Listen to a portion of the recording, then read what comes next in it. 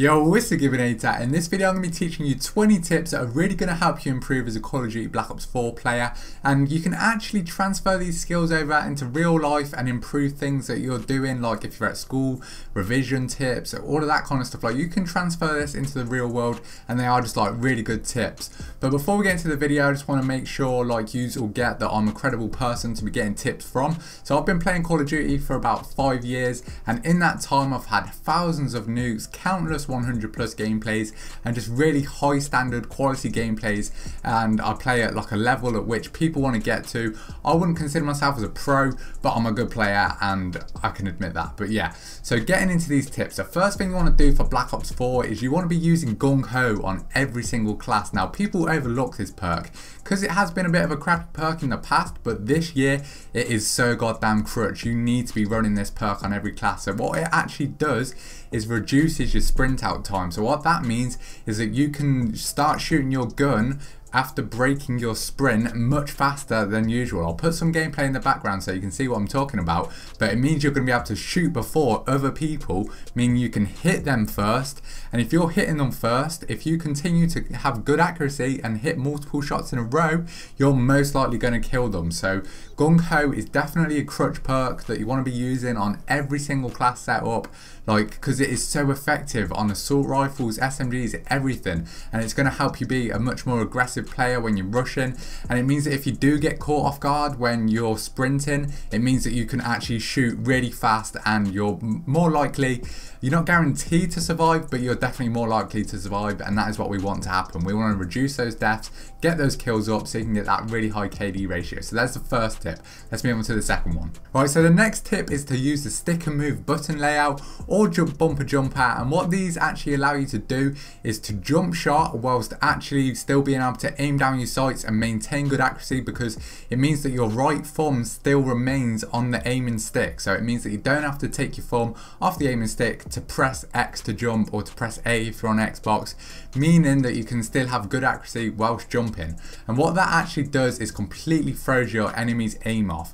And the reason I'm not telling you to use tactical, which I normally would in previous Call of Duties, was because in this game you can't actually drop shot. You take your gun, you take your hand off the gun, sorry, so you can't aim down sights while you're drop shotting, which is really bad, and it means that drop shotting is just a complete no-go. But jump shotting is really overpowered this year because you actually jump really high in Black Ops 4, and when you jump shotting, it means that the enemy's aim is just going to be thrown completely off. So if you jump mid gunfight, they're going to start shooting you in the legs, and they actually lose aim assist because you do jump so high, and you can literally jump. If they're aiming at like your lower chest, you can literally jump over their gun, so they're going to have to react to that.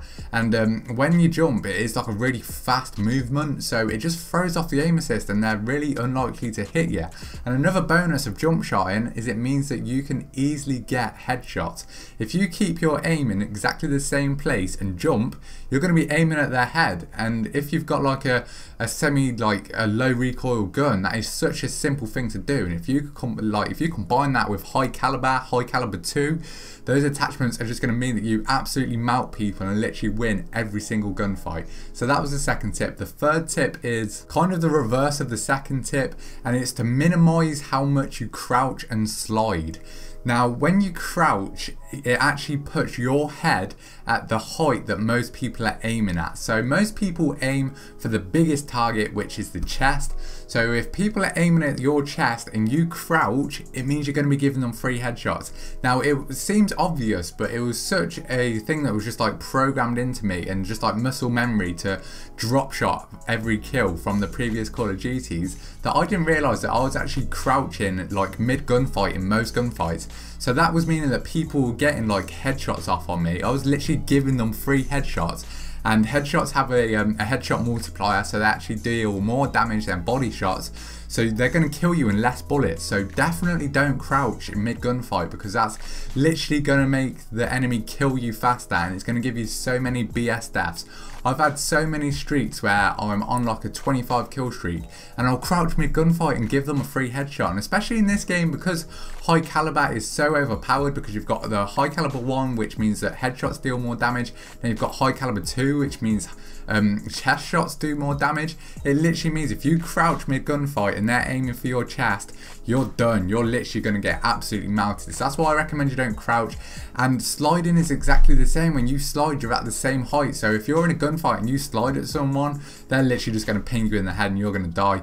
I would recommend you sliding for getting into cover and just getting out of places. Like if there's a corner that you need to get around, you're getting shot at, yeah, slide then.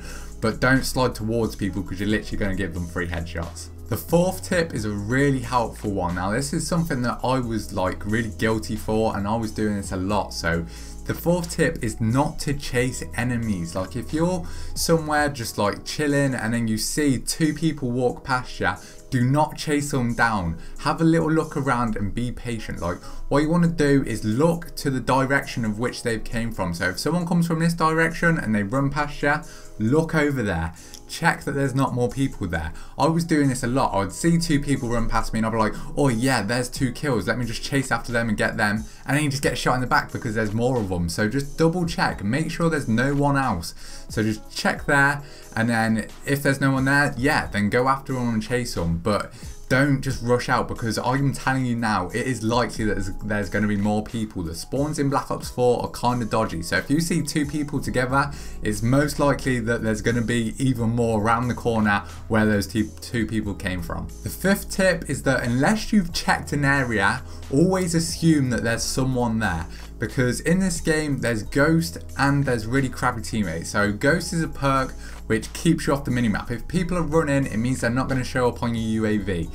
And they could also be using silencers. So if you haven't looked in an area, if you haven't checked that there's not people there, just assume that there is people there. Because there's nothing worse than getting shot in the back, shot in the side from an area which you easily could have just looked at, but you decided not to look there just because you didn't think there was anyone there. Just always assume that there's someone there unless you've checked it. I honestly have died countless times just because I've been stupid and just assumed that there isn't someone there, and then there is. So it's always better to be safe than sorry and just check that there isn't someone there.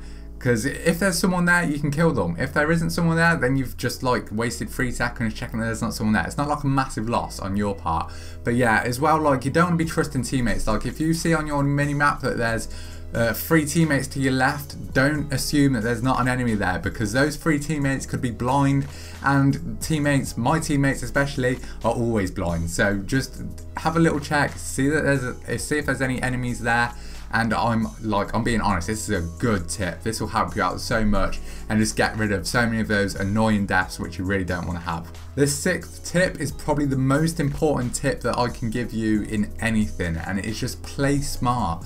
So if you do something and it doesn't work, if you go in with your game plan which you always use and you end up dying 3 times in a row, stop. Don't do it anymore, because I can guarantee that you're just going to keep dying, keep dying, keep dying. You're just going to be feeding kills to the enemy. You have to adapt to their playstyle. If you're doing something that is not working, change up your game plan, flank to the right, flank to the left, camp in a window, do something different and break that cycle of just continuing to die.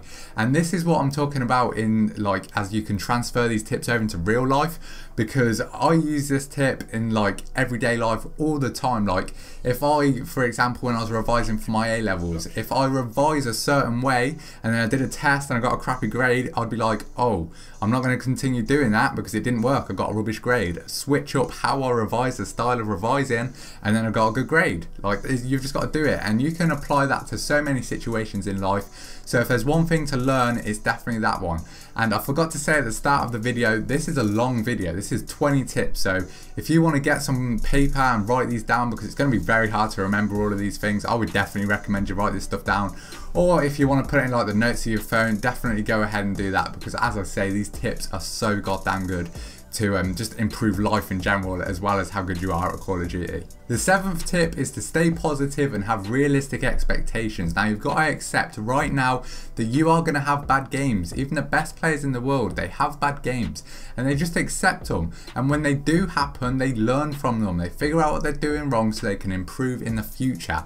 And you've just got to keep a positive vibe. You've got to realise, yeah, I might not be doing so well now, but next game, I'm going to drop a nuke. I'm going to get 100 kills. I'm going to do really well. And that's what you've got to get. You've just got to program yourself to do well, forget about the bad times, focus on the positive, and just like, you'll do well. Like, it sounds like a bit wishy-washy and that it won't work, but trust me, once you're focusing on the positive things, and this applies to real life as well, they just start to grow and you just get way better at stuff. Like, if you're focusing on negative things all the time, like, oh, I'm so crap, that's going to happen. You're just going to get crapper and crapper and crapper. But if you focus on the positive things and learn from the negatives, you're going to get so much better. You're going to improve, and you're just going to feel better about yourself. It's going to give you more confidence, and you're going to become a better Call of Duty player and a better person in general. The 8th tip is not to rage or get mad, because it is honestly the most pointless thing and counterproductive thing you can ever do in any kind of situation.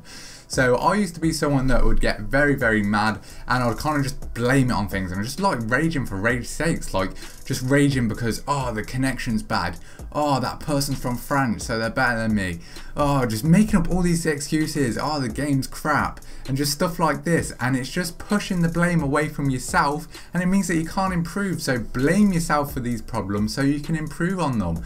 Have a look at kill cams and why you're dying, and figure out what that person did better than you, which meant that they won the gunfight. Obviously, there are stupid times in Call of Duty where someone does lag across your screen, but they're the exceptions. It doesn't happen every single kill, and if it is, then it's your internet. Bloody upgrade it. So yeah, like, it's simple, man. You just gotta blame yourself. You blame yourself, and that's how you're gonna improve. Look at these things and be like, oh damn, he killed me because of this. I can learn that from him and then get more kills, and then you won't need to rage. Because honestly, like, when I go on Call of Duty, I can just absolutely shred people up, and there's no reason to actually rage. Like, once you figure that out, you can actually become such a good Call of Duty player. And I mean this in like real life as well. This is like another one of those tips. This is more like a good freaking life lessons as well as Call of Duty tips, because in real life, if you aren't taking the blame for things, you're never going to improve, man. Like they say, diamonds form under pressure. Like, it starts as coal and then pressure turns it into diamonds. So you've got to stop getting that pressure away from you and accept it, and it's going to turn you into a diamond, man. So just remember that. So yeah, coming in at the 9th tip, remember that patience is key. Don't push unknowns and let the enemies come to you. So what I mean by don't push unknowns, as like, if you don't know if someone is there, don't push it, because the last thing you want to do is just rush out and then get absolutely gunned by 3 kids which were just waiting there for you. Patience always pays off. So I don't mean sit in a corner just in a random part of the map. I mean lock down a lane of the map and just like rotate around that area and just watch the spawns and allow the enemies to come to you. And once they start coming to you again and again, change the little part that you're locking down to another place so they don't like figure out what you're doing and then come and kill you, because people will come for the revenge. They will keep coming to you. So it's smart to just change up where you are so that you can kill them as they come for you. And people get this mixed up with camping, but for me, camping is that kid with a shotgun and a riot shield that camps in a corner in a room of the map which has no tactical advantage in doing. But for me, locking down an area of like a lane of the map is a very smart thing to do, because if you don't push, the spawns in Call of Duty are relatively constant. They remain the same. So why would you be running around the entire map to the left, to the right, backwards, forwards when they spawn in one place? Doesn't it make sense just to lock down a little area where you can look into that spawn? To me, it does. It's the most efficient and effective way of getting high kill gameplays, getting nuclears, because I see these people, they complain about campers, but they're just running around like headless chickens. Like, there is no mentality or strategy to what they are doing, and it's completely pointless. So if you're someone that thinks like that, change that up, because that is a problem, and that will be having a negative effect on your Call of Duty play style very drastically, and it'll be really just making you a bad player. Coming in at the number 10 spot, we've got use your teammates as bait. Now in Black Ops 4 you get 150 health points. So if you allow your teammate to push a high traffic area where there's likely to be a lot of enemies, the chances are your teammate's going to deal quite a bit of damage before he's actually killed to the enemies. So if you allow your teammates to push before you, you can then come in after them and just sweep up the nice little kills where he's made them weak or he's distracted them so they're reloading, and you can get easy kills. So it's always just be aware of your minimap, be aware of what your teammates are doing, and it will really help you out, especially if you use the perk Team Link, which allows you to see teammates through walls, and when you see them die you can easily just push in and kill the enemies that they've weakened or distracted, as I've said. And also, if you are like you've been weakened yourself and you can see that there's teammates by you, run over to them, slide over to them and get cover, because that's going to bait your teammates out, and if someone follows you they're likely to kill your teammate, which is going to give you a chance at coming through. Well, hopefully you've got good teammates and the teammates can actually help you out and kill them, but you can't rely on that, but you can rely on them being bait and getting killed for you. So that is a very good way to manipulate your teammates to help you stay alive and get these good nuclear streaks. The 11th tip is to pick your gunfights wisely. Now I see a lot of people who are using high fire rate SMG guns at long range, and they're like challenging people with snipers, LMGs and stuff, and you're never gonna win gunfights against snipers across the map when you're using like a Cordite or the Spitfire. It's just not gonna happen, and if it does happen it's probably like 1 out of 10 gunfights. So you've just got to pick your gunfights wisely. If you see someone across the map and you know that your gun isn't suitable to engage in a gunfight with them, don't bother shooting your gun, don't bait yourself out, just take a flank route and then come up behind them and kill them that way.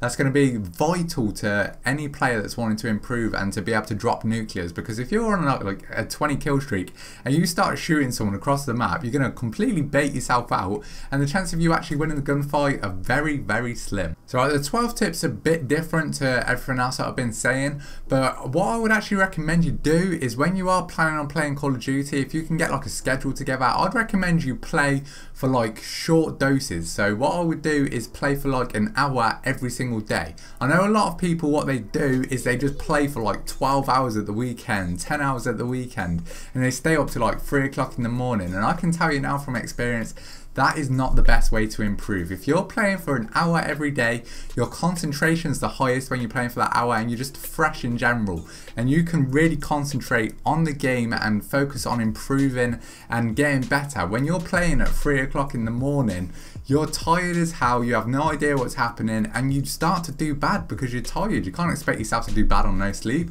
So when you're having those bad experiences, it kind of diminishes your confidence, and you just start to lose your confidence as a player. But if you're playing every single day when you're at your peak performance, you just keep getting better and better, and your confidence keeps raising higher and higher, and you just snowball into this really good Call of Duty player. And also by playing every single day, you start to build up muscle memory, which allows you to snap aim and do all of these really cool techniques within the actual game, like jump shotting, drop shotting, and it just becomes muscle memory to you. Your accuracy will become really good.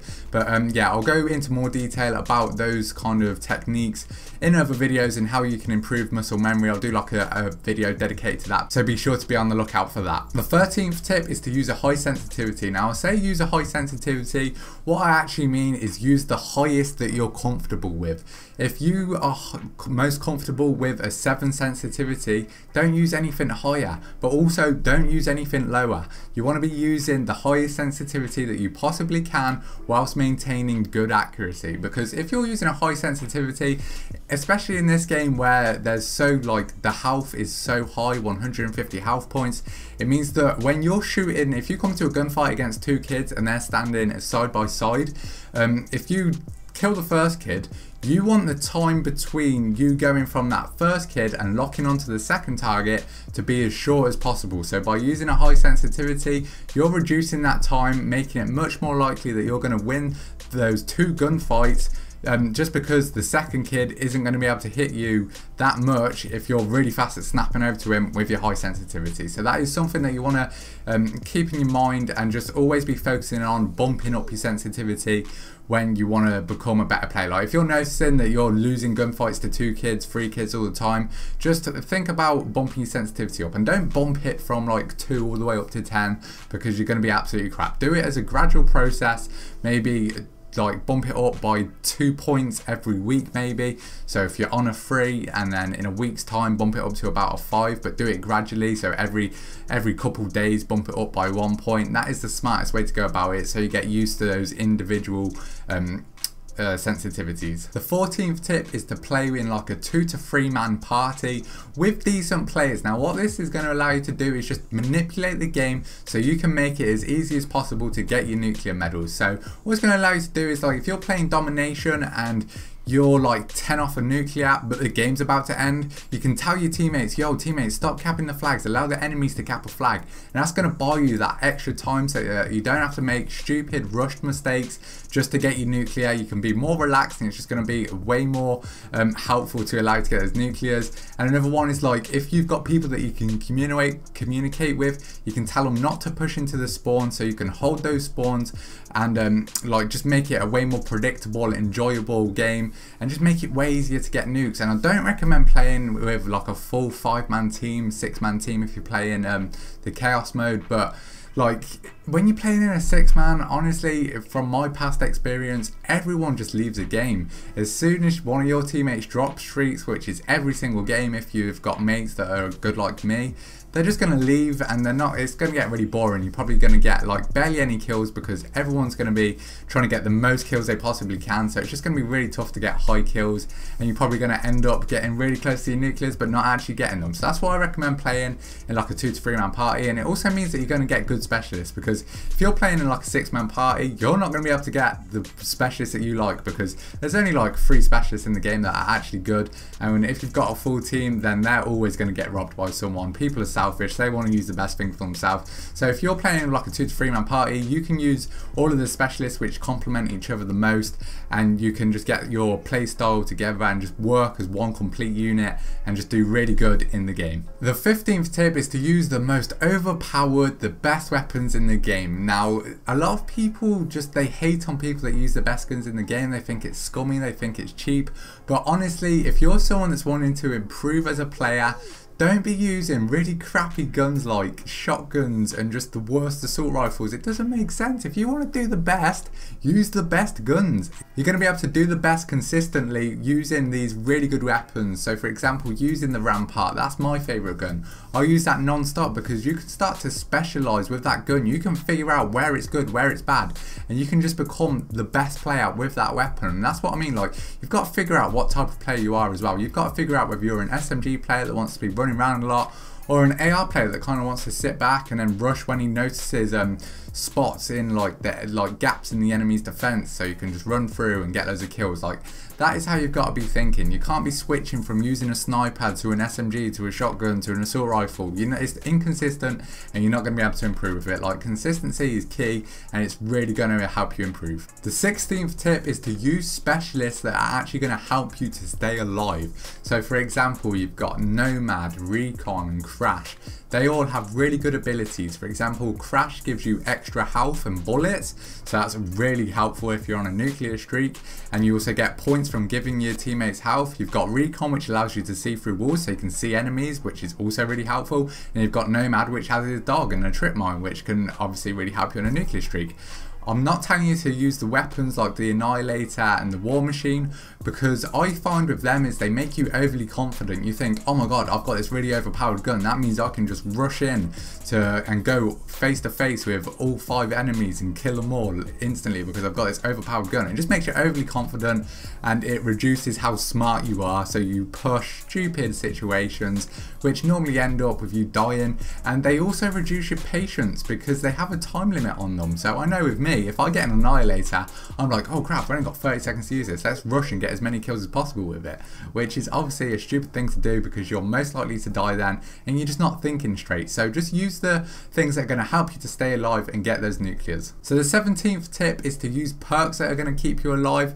So that's very similar to the previous tip, but this is really, really important. So on every class setup, I recommend you're using Cold-Blooded, Ghost, Scavenger, Dead Silence. All of those perks are going to like stop stupid things like the dog from killing you. They're going to stop you from showing up on the UAV. They're going to stop people from being able to sound whore you. They're going to stop you from having to pick up guns off the floor which have rubbish attachments on them. Like, they're all really helpful perks which are going to make getting nuclear super easy. If you're going for like really high kill gameplays where you don't care about deaths, then maybe they're not the perks for you, but and you might want to use like lightweight and stuff like that. But for people wanting to improve their KD, these are the essential perks which are really going to help you improve and reduce deaths. The 18th tip is a pretty obvious one, and it's to not use score streaks which make you vulnerable. So what I mean by that is using streaks like the hailstorm and the lightning strike, where you pull out your iPad and you can't see what's happening around you. Like, although you might think you're safe in a little corner, the spawns could flip at any minute due to your retarded teammates, and then people could be spawning on you, and you lose your flow when you pull out this iPad. You lose all awareness of what's happening around you. So if there are people next to you, the chances of you winning the gunfights are actually pretty slim. So I wouldn't recommend using these score streaks which take you out of the game, just because you lose that momentum and it's really going to make you struggle with getting your nuclear streaks. The 19th tip is to play on a wired connection. So what I mean by this is to use an Ethernet cable plugged into your Xbox or PlayStation or PC if you play on that, and then plug it into your router. Or what I've got is like an internet extension thing, and then that's got a Wi-Fi port in itself, so I can plug my Ethernet cable into that and then into my Xbox. And it's going to keep your ping as low as possible, so there's no excuses internet wise. You're going to have the best internet connection that you possibly can, so there's no blame in that, and it's all on you. It's going to allow you, I remember when I went from using Wi-Fi to using a wired connection, I honestly felt like a god, just because it's so much better. You don't have that little bit of lag, and honestly the tiny little milliseconds of time makes such a massive difference in a Call of Duty game where the guns do shoot so fast and the time to kill is very fast. So the final tip isn't really an essential one, but it has helped me drastically over my Call of Duty journey. So this tip is to invest in the best equipment. So getting your SCUF controllers, getting your BenQ low response time monitors, getting all of this good stuff like a headset, control freaks, all of this stuff really does help you play the game. Like, honestly, if I had to say the best one, it would probably be the SCUF, then the monitor, then the headset. But yeah, all of that stuff is just going to turn you into an absolute god at Call of Duty, and it's just going to stop you from dying in a lot of situations. And even if you don't think it's going to help you, just the investment of the money psychologically, it's going to make you want to improve, because you've just put money into it. If you've put money into something, the last thing you want to think is that it's been wasted. So you're going to actually just start playing better purely because of that investment. But anyway, that is the last tip. It's probably the least necessary. Like, I know people that play on 50-inch TVs with a normal controller, and they use their monitors like speakers to listen to the game, and they do amazingly at the game. So it's not essential, but it will improve. That doesn't mean that those people couldn't use my setup and do 2 times better than they already do. So it's definitely worth thinking about investing in these stuff, asking for birthday presents for them and all of that good stuff. So yeah, that has been this video. I hope you did enjoy it. If you did, be sure to smash a like on the video. It'd be much appreciated. Leave me a comment down below telling me what you think the best tip was. And yeah, it's been TheGIBBYNATR. I'll be doing plenty more of these videos in the future for Black Ops 4. Just loads of tips and tricks, because I think they're helpful for Call of Duty, but even for in real life wise, like, you can really take these tips and apply them to something else in real life that will hopefully help you succeed in it. So yeah, I'll see you in the next video, lads. Peace.